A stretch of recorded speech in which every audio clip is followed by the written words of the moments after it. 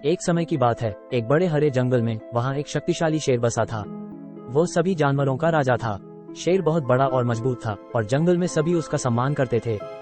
एक सुनहरे दिन शेर एक बड़े पेड़ के नीचे एक लंबी नींद सो रहा था। जब वो सो रहा था तब एक छोटा सा चूहा जल्दी जल्दी से आकर्षक हो गया और गलती से शेर को जगा दिया।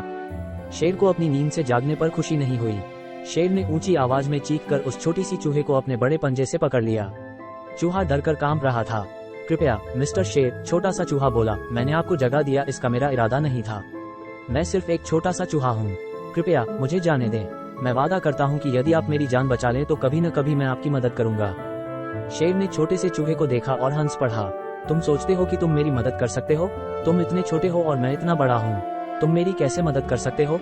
लेकिन उस दिन शेर अच्छा महसूस कर रहा था, इसलिए उसने छोटे से चूहे को जाने दिया।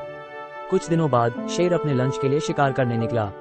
वो जगह देख पाया नहीं कि जमीन पर एक बड़ा चिपचिपा मकड़ी का जाल बिछा हुआ था और वह उसमें फंस गया। चाहे जितनी कोशिश करे वह नहीं बाहर निकल सका।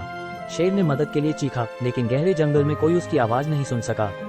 वो फंस गया और डर रहा था। तभी छोटे से चूहे ने शेर की मदद के लिए उसकी चीखों को सुना। बिना सोचे समझे चूहा वहां पहुंच गया जहां शेर फंसा हुआ था। अपने तेज दांतों से चूहा मकड़ी के चिपचिपे धागों को कुटकर नाप करने लगा। धीरे धीरे चूहा वो जाल काटने लगा जब तक कि शेर आखिरकार आजाद हो गया। शेर छोटे से चूहे की बड़ी आभारी था।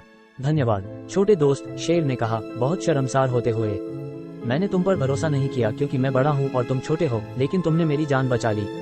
उस दिन के बाद शेर और चूहा सबसे अच्छे दोस्त बन गए। वे साथ खेलते थे, अपना खाना बांटते थे और एक दूसरे की हिफाजत करते थे।